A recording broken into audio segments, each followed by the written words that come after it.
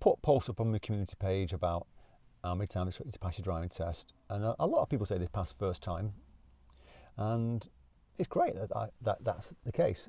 But over the years, I've had lots of people who've took 4 or 5 times to pass the driving test. They've come to me, maybe they took it 2 or 3 times before they come to me, and they still took them 2 times, and it's just nerves usually affects them, or they haven't got the knowledge at that point to actually take the driving test. They shouldn't have took the driving test in the first place, and maybe the instructor or whoever's been helping them has put them in too soon. So if you're one of these people that you're not passing, then you just need to say to yourself, have I got everything I need to pass?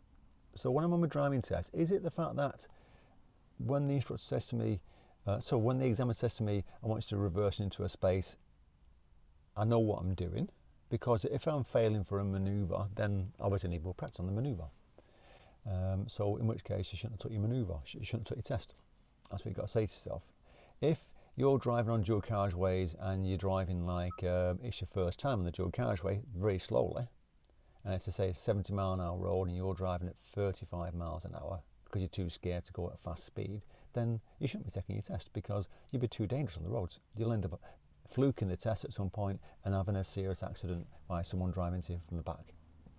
So just be honest with yourself. If you think you're good enough and people are putting you in there and you're just failing because of nerves, then it's just work on the nerves, isn't it?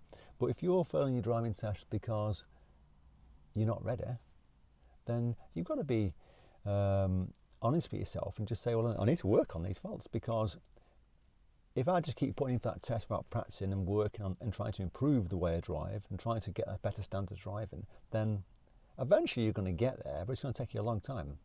And if you're, I'll say, unlucky enough to pass because you're not ready but you pass, and I say that unlucky because at that point you think you're going to be okay, but when you go on the roads you're going to be quite dangerous because you're driving substandard, but on the test you just fluke that test that day because every roundabout you come to was clear, and the examiner can only mark you for what they see. And that's what you've got to keep saying to yourself, is I need to be able to drive sensibly and safe after a pass, not just for the test. So be honest with yourself.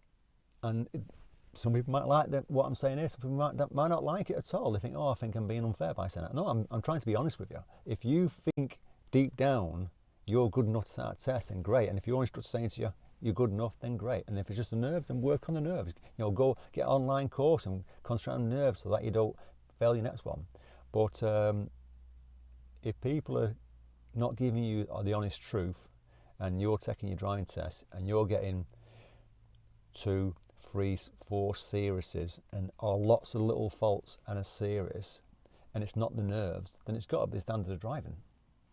And if you're failing for basic stuff like junctions or going too slow or not being able to do the manoeuvre correctly, then you need to work on that. Okay? So it's honest, I'm just telling you. And if you have worked on it, then great.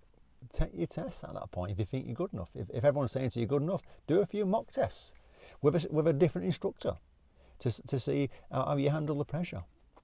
Okay? Good luck, and I hope this bit of advice helps you. Safe driving.